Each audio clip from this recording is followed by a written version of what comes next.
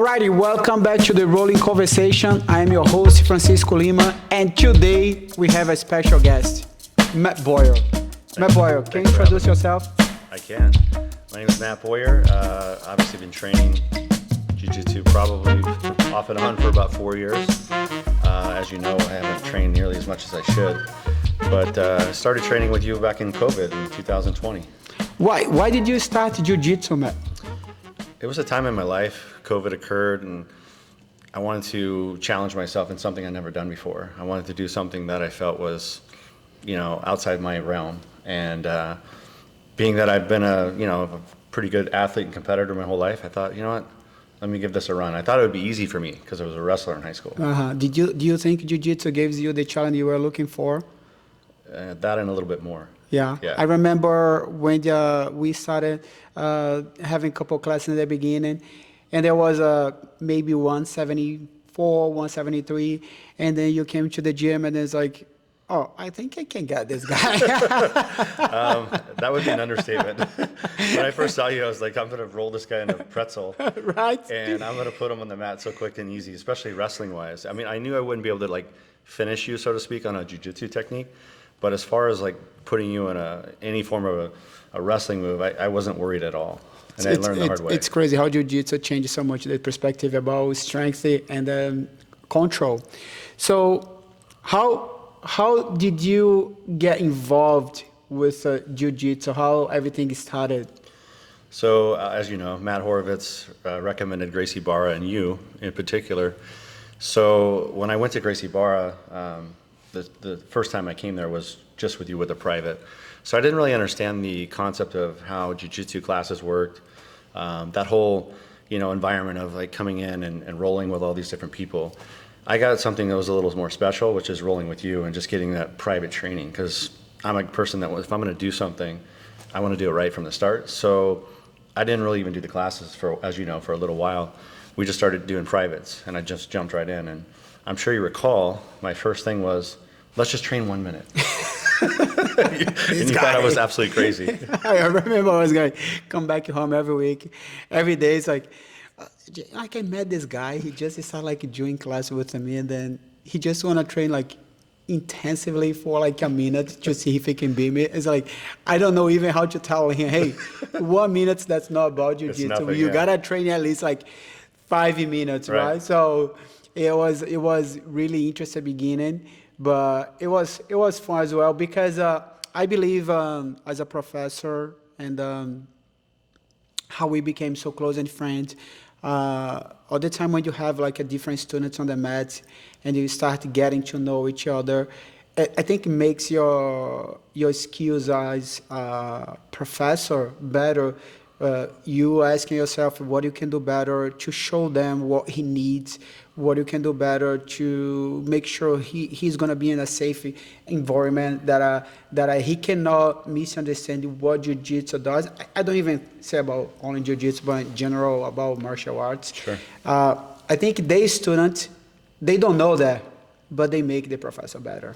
And it was, for me, was every time I have one student, I don't say challenge me in a bad way, but show me what I need to improve, what kind of area of my jiu-jitsu or any point I need to improve to show them that I'm better. And then eventually, if I can be better for you, I'm better to myself, right? Sure. So how you related it is for your analogy as a student, and then all of a sudden you have an idea to be a jiu-jitsu owner. Truth be told, I think anything in life, when you practice something and you continue to even teach, you learn more out of teaching than actually learning as a student. Because we all retain information differently. But when you actually train somebody in something, you're reminding yourself of things that you forgot. Or maybe but you just haven't used in a long time. So I think for you have the experience of continuing to train people from start to all the way up to black belt, right? So you're always constantly doing the same things that you may have not done for 6 months or a year or last week or whatever it is, but you continue to remind yourself of these techniques and these things that you haven't used in the archives, let's call it, for quite some time. That's something that we use in life as well. even outside of the world, right? If you haven't read for quite some time, you haven't wrote, you haven't done a lot of things, you kind of lose some of those things, but retaining it and redoing it is what's best for your brain. And I think the retention that you're getting of, constantly training people and evolving as a professor is only helping you become a better jiu-jitsu athlete yourself. Then, of course, your vision as a student like it helps you that same way. You feel like you're a student, and then you see your professor try repeatedly show you techniques that's going to be important to you. Do you think sometimes that I borrowed, or do I need something else? What do you think about this perspective? For me, like just watching you, the way you train differently with everybody, and the way you actually, the reason why I feel that you're such a great professor is you adapt to every person. You're like a chameleon. So if the person needs a little extra hand-holding in some areas, then you're good. You're great at that. You read people very well. If the person needs to be maybe more disciplined, like a Manny or myself at times, because we tend to goof off and screw around, you're great at reading that situation and trying to haul us back in, right, to stay on point. And some people need different settings than others, right? So you're very, very good at connecting with every student, whether it's a kid, adult, teenager, whatever it is. I've watched you train, kids from 3 years old all the way to, as you know, 70 years old. I think our oldest student is, or 65, whatever he is. And you handle everybody with such class and grace. Yeah. Thank you. I appreciate that. We know each other pretty much almost 5 years, right? And of course, we started this relationship with private classes. Everything was pretty much from scratch. We getting to know. I'm teaching you classes, and then you get always more interested about jiu-jitsu. And as you said in the beginning, you are looking for something that's gonna challenge you, give you more, I don't know, intensity, pushes you to get better in the point of your life. And we start hanging out often. We start like exchange more information about life. And I remember we have like amazing conversations in the morning. And our relationship, of course, is just starting getting bigger and better. And then in a way, I felt benefits for both of us, right? So why triggered you to, from a private class student, be a jiu-jitsu owner? I did it because I wanted to train somewhere that I can call my own. I did it because I wanted my daughter and my son and eventually all my kids and friends and family to come join and be part of a team. And, I didn't really do it for monetary reasons. So of course, we're running a business and I want to make money. Of course. But initially it wasn't about that. I mean, I do want to, we are starting to obviously make money and be productive, and it's great, but that's not really why I did it. And, the benefit of having my son, who's 3, who doesn't listen to anyone, who is coming in, we're trying to get him going, he's so young, and my daughter Sage, who got a lot of, great things out of coming to school for a year and a half. She's in volleyball, and she's now, in my opinion, the best kid on the 8th grade team. I've watched her progress, and I think some of her work ethic and confidence in particular has really come from her short-term jiu-jitsu training. Classes, and I wish she was still in it, but she's literally playing volleyball 5 days a week, so she doesn't have the opportunity. That's all right. Everybody has different times. That's what I believe. And then eventually we're going to have everybody in the mats. It's just part of the process for everybody. So question for you. How Jiu-Jitsu helped you, or is still helping, in the different ways? So how you think Jiu-Jitsu it's like an important tool to your life? For me, it's just coming in here and having the camaraderie of our team and being with you and just having what I consider a family. We come in, we train, and you blood, sweat, and tears with someone for many people, but sometimes with a certain person for 6 minutes on a little match, let's call it, and you give it all you have, and they're giving all they have, and you're trying not to hurt each other, but yet you are trying to hurt each other, and as soon as you get off, you shake hands, and you have a lot of respect for that person. But more importantly, it's a release. You come in here, and you're stressed in life, you have all these things going on outside of here, and when you come in, it's like when you're in a jiu-jitsu training match or rolling session, you're not thinking about anything else but how do I get this person to submit, or how do I not get submitted by this person, or how do I stay away from trouble areas that you're going to allow yourself to get submitted, right? And so it's a chess match that allows you to really escape from, for me, problems outside of the world, or stresses, or even if you got an argument with your wife or your boyfriend, your girlfriend, whoever it is that you're dealing with in life. We all have those moments. It's great to come in here and just kind of let a little release, so to speak, and just let it go. Yeah, and then how you related what you described right now, this challenge that you wanna beat somebody else, you wanna tap, they wanna tap you, you're gonna get bad position, sometimes in a good position, and then this scramble is still for like 6 minutes, and then after like training you feel, oh my gosh, it was like the hardest training I have done in my whole day. How you related this challenge that you have in the mat out of the mat? Well, the dopamine rush that you get after you work out of something of this caliber and being pushed somewhere where you're not going to do on your own at a gym, for the most people, most of us struggle with, if we go to the gym, right? You lift weights, you bench press, you walk around, you talk to someone, you go do some curls, you talk to someone, you're listening to music. You're never really pushing yourself to an extent of where you're reaching, full potential. When you're fighting for your life for 3 minutes, 6 minutes, whatever it is, and you're rolling with someone, you're using almost everything you have in that time period to not be submitted, or not, whatever the case is. That alone, that release and that dopamine rush of when you get off the mats, it helps you when you leave here, because when I leave, not only do I feel like I worked out, to my full potential, was I pushed, I completely burned more calories than I would have doing any other workout. You've done a full body workout, you're using all parts of your body. And then when you leave, on top of that, all the stress release and everything you just got rid of, you kind of let it go. Mm-hmm. It's almost like going to a therapy session. Mm-hmm. And it's people pay for therapy. This is a great therapeutic way of working out, doing everything. So you get the workout, you get the cardio, you build muscle, you get therapy. You get your mind clean. And you hang out with great people. Yeah, I have like a student, a couple times, he was talking to me about he does have seizures, right? During the day. But at the time when he comes to train Jiu-Jitsu, an hour and a half, nothing happened to him.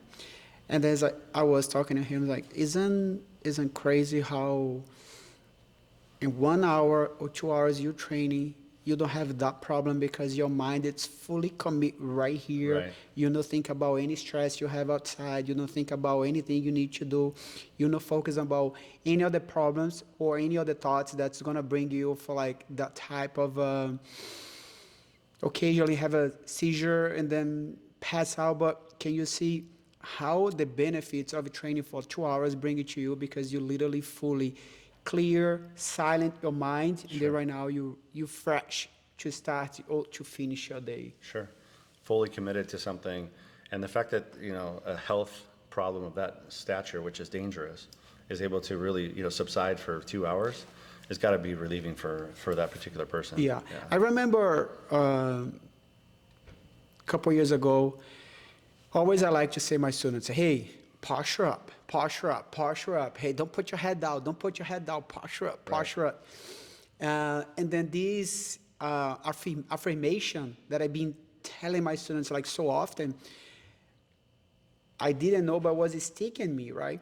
And then I remember one day I was having like a really bad day, and I was walking the streets, and then my head was really down, and then those words came in my mouth like so strongly, like, hey, head up, posture up, don't look down, posture up. Sure. It's like, yeah, what I'm looking at right now, why I'm like putting myself down, why I'm sad, like I need to posture up, I need to look up, I need to focus on something else. So I clearly can remember this related moment that I was helping somebody else on the mat, and then literally I helped myself. Sure. So do you have something like that related to you that you lived on the mat and then eventually happened to you outside? You don't have to, of course, but just curious. And then because you've been training Jiu-Jitsu for 5 years, have it happened to you something like that, that you literally immediately related the situation that you lived on the mat out of the mat? Yeah, I would say my similes, you're talking about retention. It's kind of what we spoke about earlier, right? When you teach and you preach, you remind yourself of things, and therefore you're living it yourself. For me, it's like when I come to a jiu-jitsu class or private with you, when I leave, I feel better, right? So even that alone resonates with me when I'm having a bad day, right? Because we all have them. So it's like, I'm going through a lot of stuff personally in my life. So when I find myself in a Debbie Downer mood or a negative position, I just remind myself, like, everything in life is temporary. You get through it. And the only way to get through it is to remind yourself of positive moments.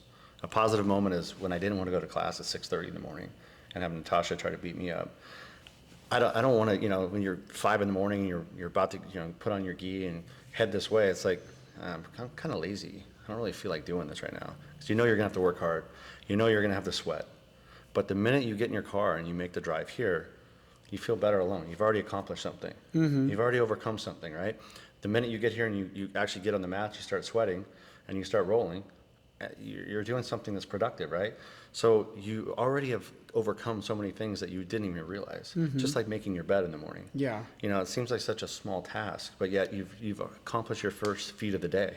So same thing for jiu-jitsu. The more you go, the more you push yourself, the better your life will become, because you're using these tools to use in a bigger setting in life. And jiu-jitsu is so great because you're always around people with the same mindset. Everybody at a jiu-jitsu school, for the most part, I would say 80-90% of them are positive. They want to see you do better. They want to push you. They don't want to hurt their teammates, at least at our school. I'll speak about our school in particular. And then when you have a leader like yourself who also is extremely positive mindset, who's always trying to better yourself and better the people around you, it's hard to be down. It's hard to like whine about things, right? So, and we all get caught up in those moments, but the reality is the longer you sit in that, the worse your day is. And you're just wasting energy. You're wasting time on something that really is unproductive. And being negative is it's in all of us. But the people that are most productive are the ones who sit in that the least.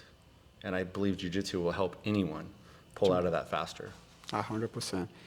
So Matt, we know, as we spoke right now, we have like a lot of positive and then nice people always push each other right here to get better, to be better, as I do with everybody. And then we have like a lot of young people training on this gym. They love going to competition. We have a couple students, they are loving to go out there and then, challenge themselves.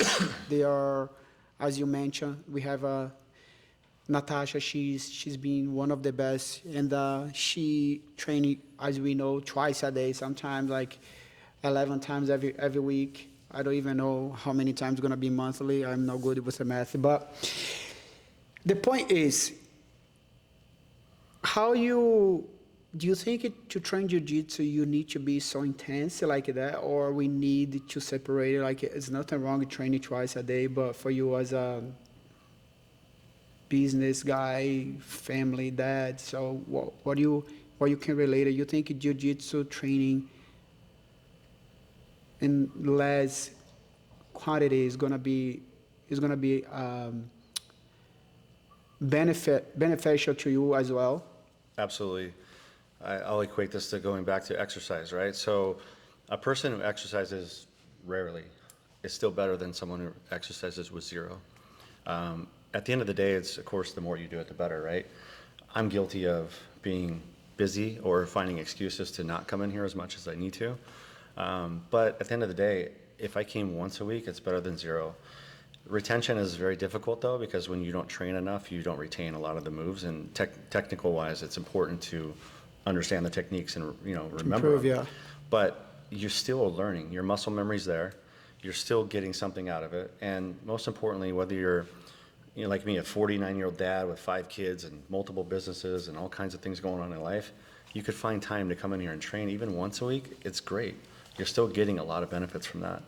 Of course, if you can get to the level of Natasha, as an example, where you're training twice a day, 5-6 days a week, you're going to be, obviously like her, a world champ, and you're going to be in a position where you really, she could walk the streets right now and get in an altercation with somebody, and she's a woman, and she could pretty much defend herself against 95% of the men and actually hurt them, 100%, which is something that is so valuable. You know, well, maybe 100, but she might run into somebody that's a black belt or, you know, but Just kidding. you're right, though. Yeah. Like, at the end of the day, think about the value of that. I have Yeah. five kids, 4 daughters, right?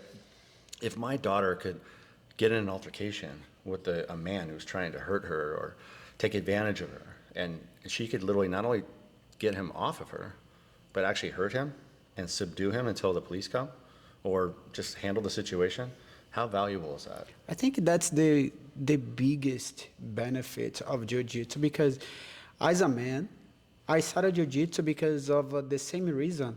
I wanted to protect myself. I was tired to go outside and don't know, be able to protect me, to protect my mom, to protect my son. And I was like, no, I can't live the life with the fear, right? Right. And I was never afraid to go, but I was concerned if I need to protect myself. I don't know what to do. I Sure. need to fight with my natural skills, my instinct, and then my survival mode. And then I know sometimes it's not gonna be good or it's not gonna be enough, right? So when I started Jiu-Jitsu, my main goal was I need to know how to fight. I don't want to fight. Right. I don't want to fight out the street. Yeah, I you don't wanna want. avoid the competition. I just want to see. Just want to be confident to protect myself, and then this feeling is being sticking with me ever since the day one. So like I left the jiu-jitsu school, like okay, that's what I want to do for life.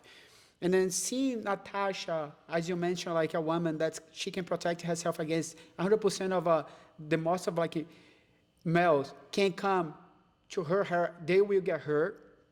That's incredible. Right. I think every single woman should train jiu-jitsu, not only because they are thinking about exercising or getting better, but because they need to know how Self-defense. to protect themselves against like Right.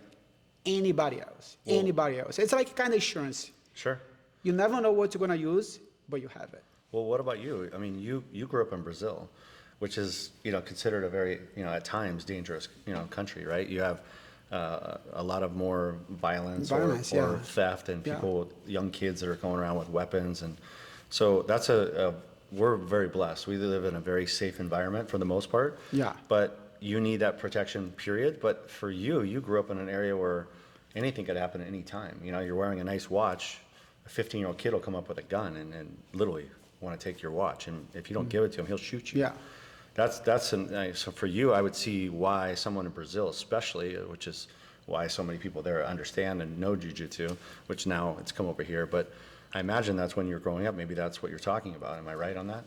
100%. And what you said right now, I think jiu-jitsu, not only jiu-jitsu, right? I don't like to be restricted. I like to be open. I think martial arts in general gives you guy so much awareness about what's going on, your tricks, 360. Sure. Awareness of awareness. around you. Yeah. So Yeah. you not only think about here, but you already think what's Your happening on my lives, on my side, the other side, on my back. So when you do martial arts, and then of course my experience most of the time it's jiu-jitsu, I feel like I need to see my whole angle to see what's going on right here, so I want to be 100% safe, not because I'm like looking for trouble, but that's the way you start like thinking. You're so protective. It's like, okay, right here it's safe. Gives you so much more awareness, and then of course comfortable, confident to stay or to leave if you need. No, absolutely. I've always been a person that I walk with my wife or my kids. I'm always the one walking closest to the cars. I sleep closest to the door. When I walk into a restaurant, my back's always never to the door. I'm always, seeing my surroundings, but those are small things, right? But actually having the ability to grab 1 to 2 or 3 people and subdue them to where they can't physically harm you is the most confident way of handling a situation. And I say that because I'll tell you a quick story. When I first started training with you, I took my daughter to the original headquarters at Gracie Barra. And I went in there just because at the time we were still training Gracie Barra. I wanted to get a pink gi, I think. And my daughter, they didn't have it at the Gracie Barra we were training at. So I just took her there, walk in there and start talking to the guys there. I forget their names, a couple professors, really nice guys. And I said, just curious, why did you start training? And the guy gave me, I'll just dummy down the story. He said, he was talking about the other professor. He said, we were at a bar, and there was an altercation, and they were with their very attractive wives, and these guys were hitting on them and, kind of being very disrespectful. And of course, it carried on and got worse. And these guys were smaller, they're probably 5'8", 160 pounds.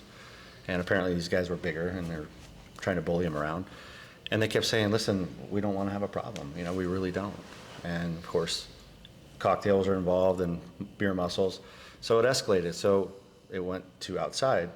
And the gentleman I was talking to at the time did no jiu-jitsu training.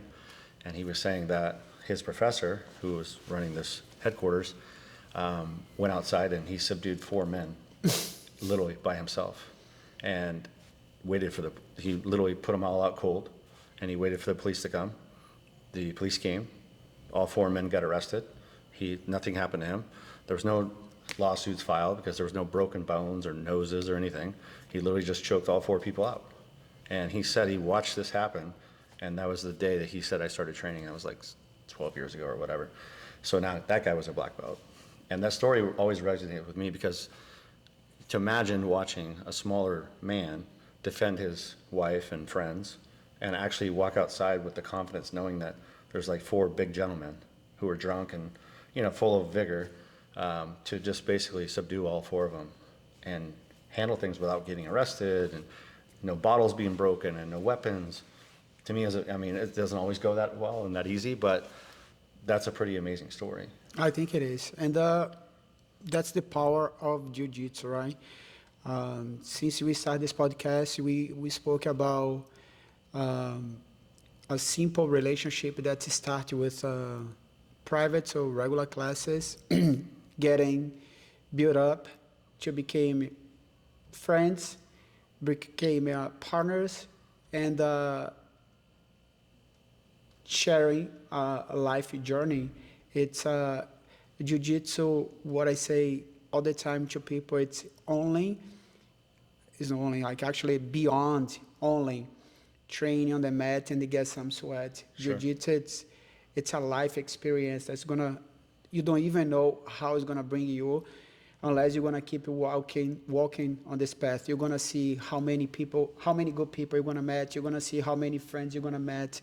You're gonna see how many relationships you're gonna build like through Jiu-Jitsu, how many business you're gonna make, and then how many experience you're gonna share and then do with like just train Jiu-Jitsu. I think it's like a unbelievable and amazing martial arts and the tool that's just make people better and connect people way more, the community and the big picture. Sure.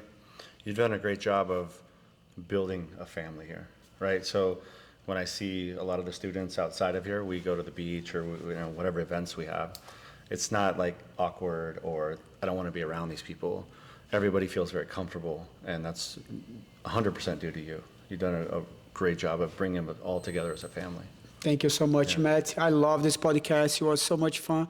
So do you want to leave any messages for these new white belts looking forward to start Jiu-Jitsu? They are afraid. So anything else you want to leave for the people? Yeah, I would say my message to you would be get started. You can't just prolong or procrastinate. You got to come in and just try a class. Right. You have nothing to lose. It's free. You come in for one class, you try it, you don't like it, no problem. And it's not for everybody. Some people are going to come in and say, oh, it's too hard, which is an excuse, but that's why they're not ultra successful in life, in my opinion. But you have to push yourself in life to be somewhere. So get off the couch, put the beer down, or whatever it is you do. Come in and just push yourself a little bit. Try a class. Nobody here is going to be, one thing I love about our gym, there's no alpha males to the point where we're going to come in and just beat up on a new guy. It's quite the opposite. Yeah. And if anything, we're going to be careful and make sure that you train the person so they have respect for Jiu-Jitsu.